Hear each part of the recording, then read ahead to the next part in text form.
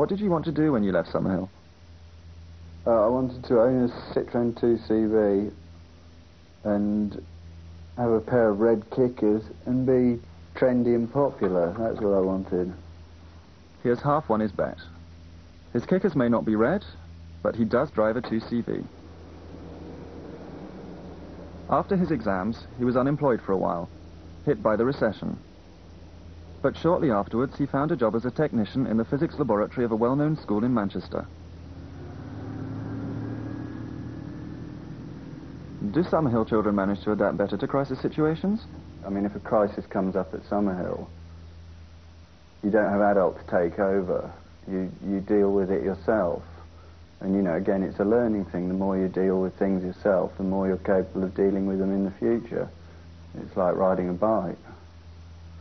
So I think, you know, emotionally they are better equipped to deal with that sort of thing. After Summerhill, Danny did a PhD in educational science. She now works in medical training at a London hospital. Her job is to improve communication between doctors and patients. Summerhill has given me the ability to talk at any level to anybody.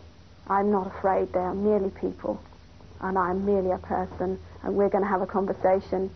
And I would say that gives me an edge, actually.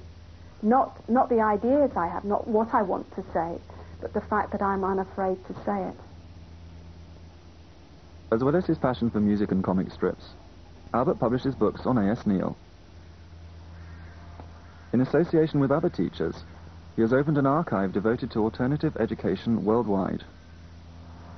I look upon it as a time when I had a training in relationships, in having friends, in investing in people, and in accepting people with all their difficulties as, on some level, family, as your responsibility. But above all, Albert has met up again with Popsy after their separation on leaving Summerhill 25 years ago.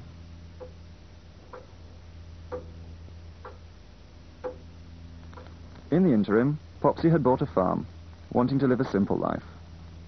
Today, she is content to cultivate her garden. I think this has always made me feel very, very strong in my inner life.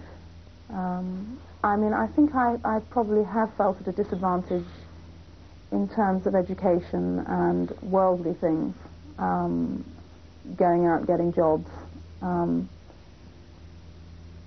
But it's never really mattered to me that much. You know, I've recognized it, you know, that I do feel handicapped. But I think to have a sort of an inner strength and a certainty about who you are is much more important. Freya now has a degree in economics and is an industrial consultant giving advice in many countries in the Third World. He is also increasingly involved in the management of community-based projects in Britain. I think it taught me a lot of confidence. I think Summerhill gave me a lot of strength to trust in my own judgment and trust my own feelings. At Summerhill, Keith wanted to be a doctor. He went to college, where he completed a 2-year course in just 1 year. He then went on to university. After qualifying as a doctor, he carried out research in chest medicine. With the help of a grant, he set up an institute for research into heart and lung diseases. Now retired, his hobbies are archaeology, fishing, and playing the clarinet, a pleasure he first discovered at Summerhill. I think the difference in Summerhill is to understand and have lived by the principles of freedom and the tolerance that comes with that. I think really that's the extra special thing. And understanding how children need to be brought up, being happy while they're being brought up. After leaving Summerhill, Frances worked as a pediatric nurse before emigrating to Mauritius with her husband, where she developed a family planning association and brought up her 6 children. Her passion for patchwork has stayed with her since Summerhill. Qu'est-ce que ça vous a appris, l'école, cette école-là? La tolérance. et la possibilité d'être moi-même. Malgré, en grandissant, j'ai dû ressentir, parce qu'il y a des pressions sociales, une fille doit être ceci, ne pas être cela, doit absolument, impérativement être jolie, etc. Et à l'époque, de ne pas trop être brillante, de ne pas trop chercher à faire une carrière.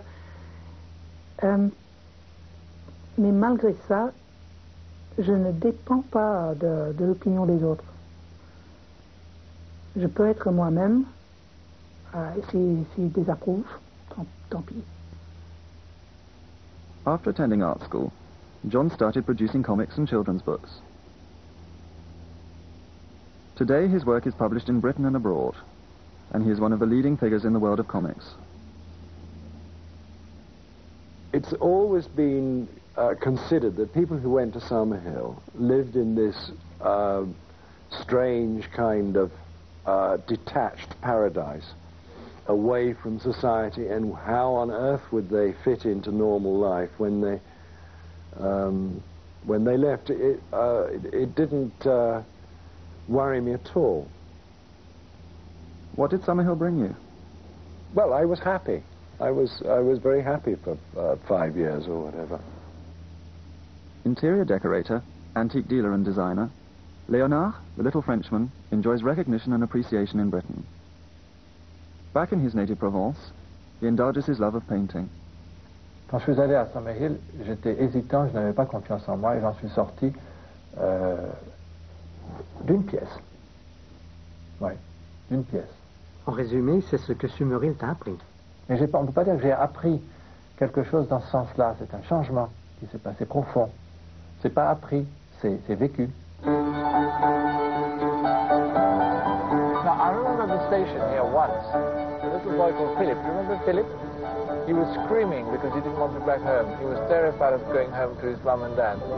That was at the station. Really? Yeah. He was screaming and saying, "No, I don't want to go. I want to stay at Summerhill." There it is, huh? Oh, yes, there is the place. Is right. Now, I can't remember these letters being so wide. There we are. Right, so this is the...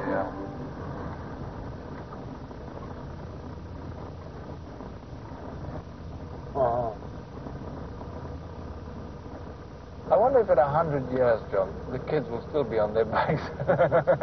Because 50 years ago, they were on their bikes. Yeah, it wasn't 50, was it? Yeah. This is 50 years ago.